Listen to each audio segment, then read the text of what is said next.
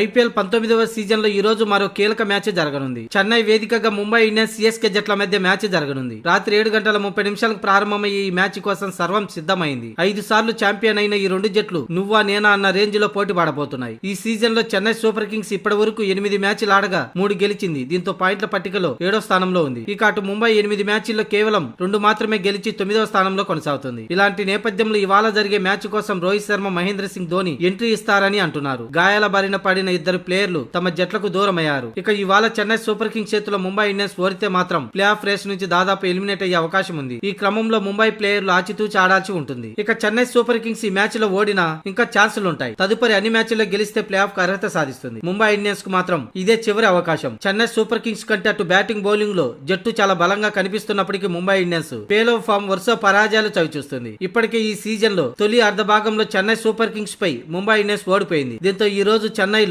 వారి సొంత గడ్డపై సిఎస్కేను ఓడించి ప్లే ఆఫ్ రేస్ లో నిలుస్తుందా లేక ఎలిమినేట్ అయ్యే తొలి జట్టుగా నిలుస్తుందేమో చూడాలి.